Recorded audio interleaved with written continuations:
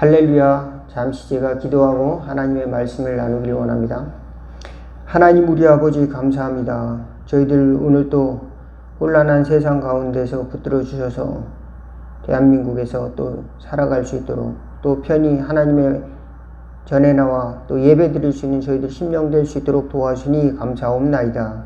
세상에는 가난과 또 전쟁과 기아와 또 아버지 지진과 온갖 어려움들이 다 겪는 세계 속에서 우리는 살아가고 있으나 주님 저들을 구원하여 주시옵시고 지옥 가는 영혼들의 구원의 등불을 밝힐 수 있는 땅의 교회가 되고 저희들이 또 심령이 될 수 있도록 주님께서 길을 인도하여 주시옵소서.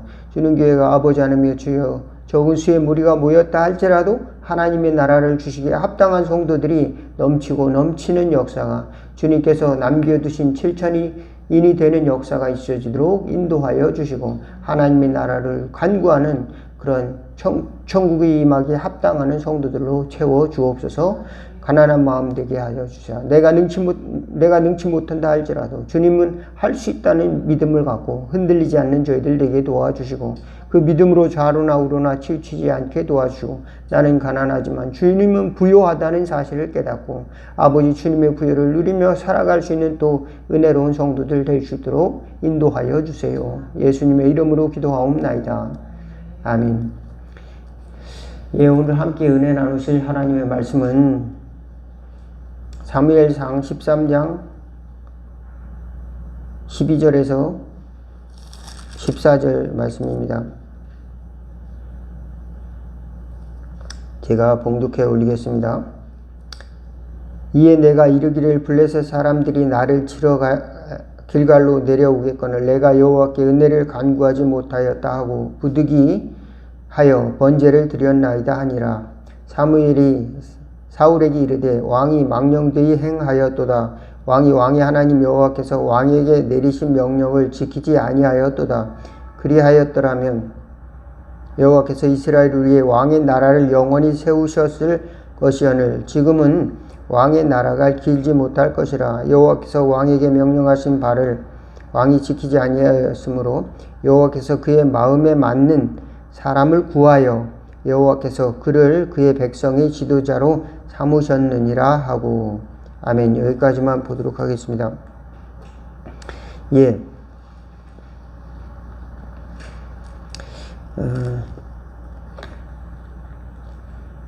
여러분은 이제 왕이 되기를 원하십니까? 아니면은 종이 되기를 원하십니까?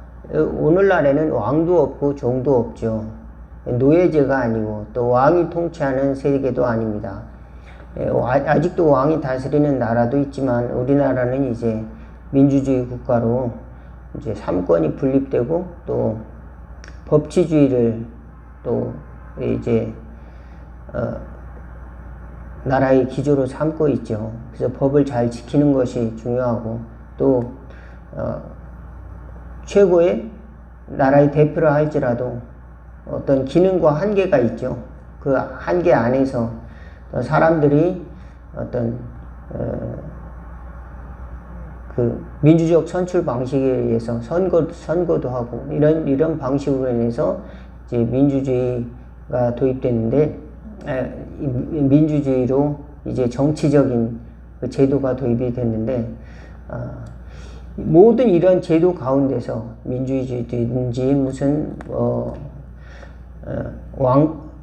왕이 다스리는 그런 체제든지 간에 하나님이 결국은 그런 제도를 통해서 사람을 사용하신다는 사실을 잘 믿으시고 하나님이 결국 우리를 다스리신다는 이 믿음을 잊어버리지 않는 저와 여러분 될 수 있기를 바라겠습니다.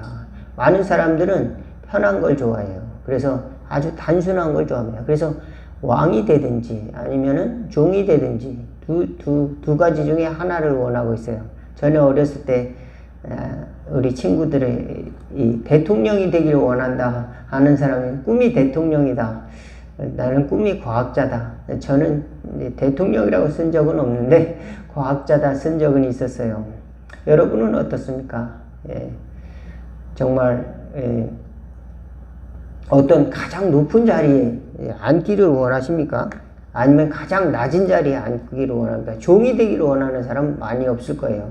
우리나라 조선시대에는 왕이 있었고, 조선시대에는 신분 계급제도가 있어서 노비가 있는데, 오늘날에도 사실은 사람들이 그 왕의 자리에 무엇을 놓을까요?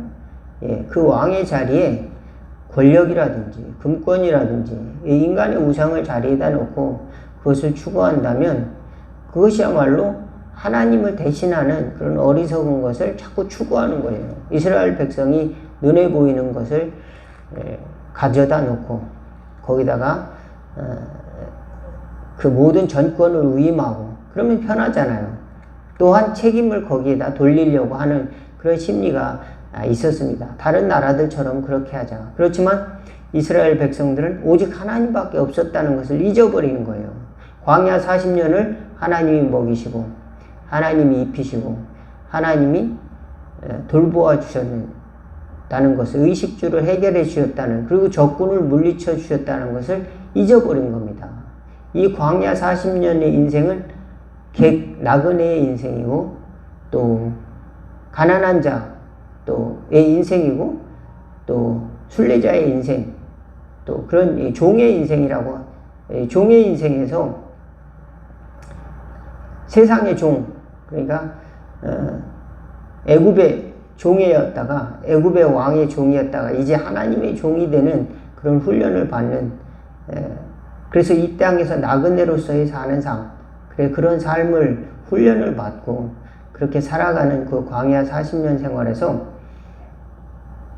벗어나서 이제 우리도 왕을 가져야 되겠다 이렇게 생각을 한 거예요. 그래서 그들은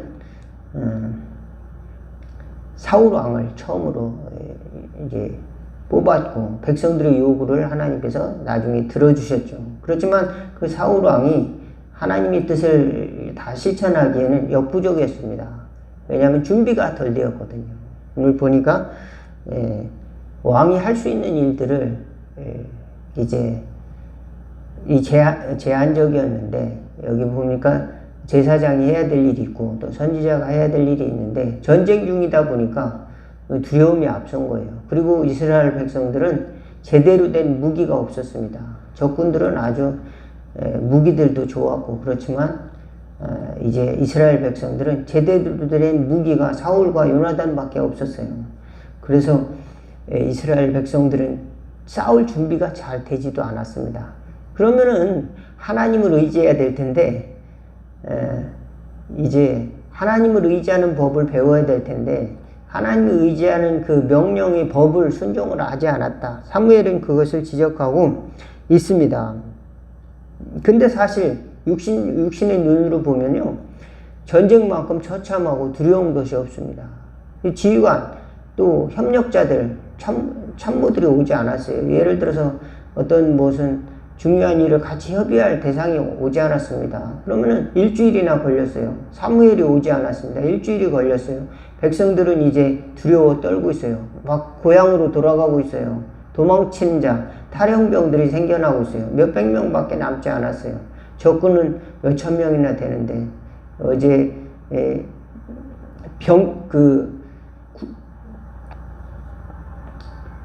이제 마차를 운반하는 사람들, 마차 기병들이 6천 명이라고 그랬으니까 그들이 얼마나 많아요. 인원수도 많은 그 적군들이 쳐들어오는데 이스라엘 백성들은 이제 거기에 맞설 만한 그런 무기도 없었고 인원도 이제 병력도 없었습니다. 그러니까 얼마나 두렵겠습니까? 그런데 이 기다릴 줄 알아야 되는데, 이 제사장들이 예배를 드릴 수 있도록 이렇게 기다릴 줄 알아야 되는, 레위인들이 예배를 드릴 수 있도록 그걸 기다리지 못하고 직접 사울이 이제 거기서 나서죠. 그러면서 이거는 문제가 있다 이렇게 하고 그 사무엘이 말을 하는데, 저는 인간적으로 보면 사울이 이해가 가요. 왜냐하면 전쟁이라고 하는 건 급박한 상황이고 정말로 이제 두려운 상황이거든요. 거기서 모든 것이 안전하지 않은 그 상황에서 제대로 된 판단을 쉽게 내릴 수가 없죠. 아무것도 무정부 상태에 있는데 거기서 누가 뭘 판단을 하겠습니까? 다만 중요한 것은 하나님이 주신 명령이 있었다는 거죠. 하나님이 주신 명령을 잘 기억하고 그것을 잘 지켜야 되는데 그것을 잘 붙들지 못했던 것을 지적을 하는 것입니다. 우리도 마찬가지예요. 우리도 하나님이 주신 그 기준들, 하나님의 말씀을 잊어버릴 때가 많이 있어요. 누가 뭐라고 할 사람도 없고, 예를 들어서 누가 뭐 나에게 터치하는 사람도 없고, 말해주는 사람도 없고, 멘토도 없고, 때로는 영적 고아와 같이 있다가 쉽게 이단들에게 빠지기도 하고, 하나님의 말씀을 내 생각대로 해석을 해서 내 생각대로 다 하나님을 판단하는 사사기와 같은 시대로 오늘날도 살아가고 있는 거죠. 그렇지만 우리는 하나님 앞에서 산다라는 것을 우리는 잘 기억하고 언제나 경솔하게 행동하지 않도록 주의를 잘 해야 됩니다. 특별히 하나님의 교회 앞에서는 더욱 그래야 돼요. 하나님의 교회 앞에서는 경솔히 행동하지 않도록 하나님 예의를 갖추시도록 도와주시옵소서. 이렇게 또 기도할 수 있는 저와 여러분 다 될 수 있길 바라겠습니다. 왜냐하면 다양한 사람들이 오니까 배려가 필요한 거예요. 예를 들어서 뭐 나와 문화적 환경이 다르고 또 지식의 상태가 다르고 또 경제적인 배경이 다르고 이런 사람들 있는 데서는 자기도 조금씩 이해의 폭을 가지고 이 정도 선에서 배려해 줄 수 있는 마음, 그래서 조금 연약한 사람들을 더 먼저 이렇게 배려해 줄 수 있는 지혜가 있는 저와 여러분 다 될 수 있기를 바라겠습니다.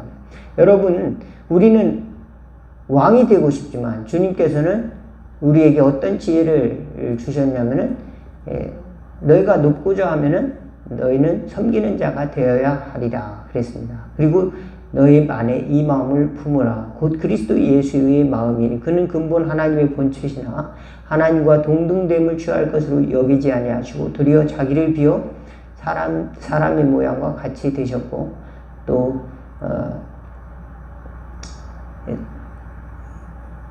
죽기까지 복종하셨으니 곧 십자가에 죽으십니다. 우리를 위해 종과 같이 되셨다. 사람의 모양으로 같이 되셨고 종과 같이 되셨다. 우리 발을 씻기셨잖아요. 그리고 죄는 없었지만 그 육체로 죄의 짐을 담당하셨습니다. 십자가에 죽으셨는데 이것은 순종의 결과로서 빌립보서는 2장에서 표현을 하고 있습니다. 그렇습니다.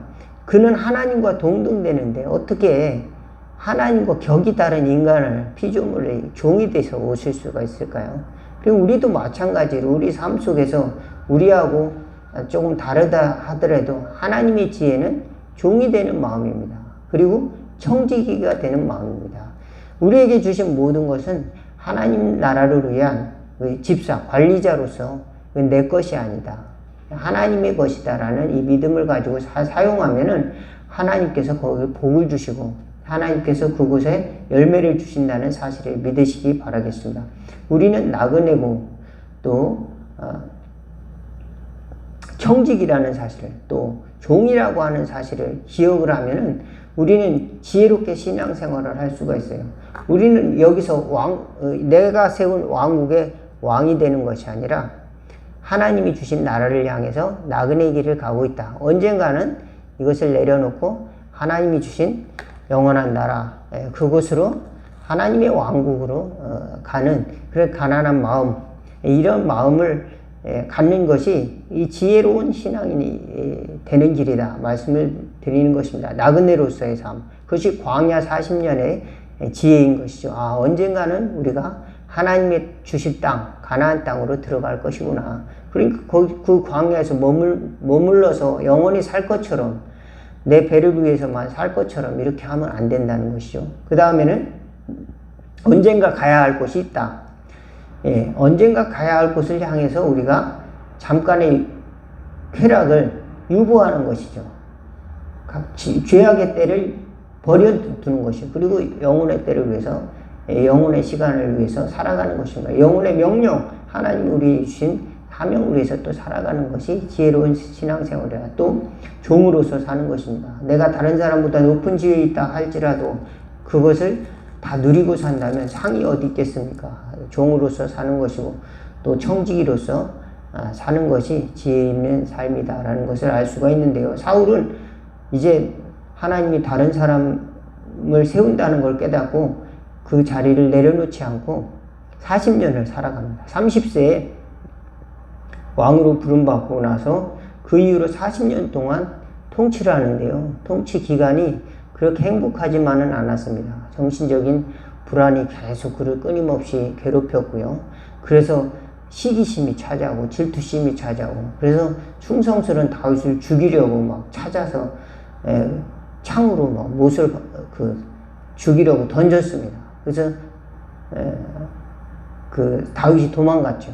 몇 번을 그랬고, 또 도망가니까 그걸 죽이려고 또 군대를 몰고 찾아가네요. 이 미친 짓이 어디 있겠습니까? 왕이 충성된 신하한테, 그 신하가 조금 인기가 좋다고 그래서 그런 짓을 했단 말입니다. 우리는 이런 어리석은 짓을 하기 위해서 겸손한 자세로, 왕이지만 종으로서, 백성을 섬기는 자로서 있어야 된다라고 하는 우리 태도를 갖는 지혜로운 성도가 될 수 있길 바라겠습니다. 여러분이 높은 자리에 있다고 하면은 거기에 대한 책임이 하나님이 또 주어진다라고 하는 사실입니다. 그럼으로써 우리 신앙생활을 잘 유지하는 지혜로운 비결은 나그네로서, 또 종으로서, 또 청지기로서의 신앙을 갖는 것이다, 말씀을 드리겠습니다. 여러분 누구나 여러분의 자유를 해할 자는 없습니다. 그렇지만 하나님이 나를 부르심의 나라를 위해서 사도 바울은 스스로 종이 됐습니다. 나는 예수 그리스도의 노예다. 여러분 누가 노비가 되고 싶어요? 우리는 조선시대로 말하자면은 나는 쌍놈입니다. 그런 뜻이에요. 사도 바울이 나는 쌍놈 중에 쌍놈이고 노비 중에 노비입니다. 상노비 올시다. 예수 그리스도의 상노비 올시다. 이렇게 이야기하는 거고 마찬가지. 우리는 양반을 좋아하지 노비를 좋아하지 않습니다. 그 양반 참 훌륭해. 이렇게 그러잖아요. 양반을 좋아해. 누구 가문은 양반이네. 참 훌륭하네. 참 인품이 있다. 뭐 그런 것을 양반이라고 이야기할 수도 있는데, 그 양반이 영원히 가는 게 아니거든요. 그 양반의 시대는 이제 저물고, 이제 하나님께서 새로운 사회, 이제 백성이 이제 높아지는 시대가 온 것이죠. 그 조선이 이제 끝장나는 시대가 온 거는 겁니다. 새로운 시대를 준비할 때 하나님이 선교사들을 보내주셔서 선교사들과 함께 뭐가 찾아왔다고요? 새로운 제도가, 민주주의와 같이 돌아왔습니다. 민주주의 시대에서는 많은 민중들이 다 주인이에요. 그러면 우리가 또 다 주인 노릇할 것이 아니라 하나님의 뜻을 위해서, 여러 사람을 위해서, 공공의 이익을 위해서 봉사할 수 있는, 공공의 선을 위해서 공적인 배려도 할 수 있는 이런 것이 있어야 성숙한 민주주의가 되고 또 하나님의 나라의 자녀답게 살아갈 수 있다, 믿으시기를 바라겠습니다. 내가 믿는 하나님만이 곧 하나님이라고 하면서 굉장히 독선적인 사람이 있습니다. 독선적이고 다른 사람을 배려할 줄 모르는 사람들이 있습니다. 또 자기를 컨트롤하지 못하고 감정적으로 다른 사람을 판단하고 비판하는 경우도 있는데, 저와 여러분은 지혜로운 신앙인이 되셔서 언젠가는 내가 가지고 있는 이런 것들을 내려놓을 때가 있다. 그리고 하나님을 높이고 하나님이 왕이 되시는 것을 인정을 하고 종이 되며 또 나그네 길을 살며 또 청지기로서 나에게 주신 직분을 잘 감당하는 저와 여러분 다 되기를 주의 이름으로 축원을 드리겠습니다. 잠시 기도하겠습니다. 하나님 우리 아버지, 하나님의 마음에 꼭 합한 다윗을 하나님 어렸을 때 지정해 주셨나이다. 저희들 그것을 알고 언젠가는 하나님의 마음에 합한 사람을 하나님이 사용하신다는 것을 알고 내가 가진 것을 내려놓을 줄 아는 또 지혜를 갖게 하여 주옵소서. 내가 가지고 있는 권위, 또 내가 가지고 있는 내가 가지고 있는 모든 것들이 하나님께 비하면 아무것도 아니라는 것을 늘 깨닫는 지혜를 가질 때에 더욱더 겸손하게 살아갈 수 있도록 도와주시고, 또 나그네로서 하나님의 나라를 위해서 상을 쌓는 믿음의 종들이 다 될 수 있도록, 또 나그네가 될 수 있도록, 선한 청지기들이 다 될 수 있도록 인도하여 주시고, 이 나라의 또 지도자들이 다 될 수 있도록 인도하여 주옵소서. 지진으로 인해서 고난을 당하는 아버지 하나님 많은 하나님의 자녀들을 구원해 주시옵시고, 또 그 그곳에 빨리 회복이 될 수 있도록 터키와 시리아 땅에 하나님의 복음이 또 하나님의 사랑이 하나님의 구조의 손길들이 속속히 들어갈 수 있도록 인도하여 주세요. 예수 그리스도의 이름으로 기도하옵나이다. 주기도문으로 예배를 마치겠습니다. 하늘에 계신 우리 아버지여 이름이 거룩히 여김을 받으시오며 나라가 임하옵시며 뜻이 하늘에서 이룬 것 같이 땅에서도 이루어지리다. 오늘날 우리의 일용할 양식을 주옵시고 우리가 우리에게 죄진 자를 사하여 준 것 같이 우리의 죄를 사하여 주옵시고 우리를 시험에 들게 하지 마옵시고 다만 악에서 구하옵소서. 대개 나라와 권세와 영광이 아버지께 영원히 있사옵나이다. 아멘.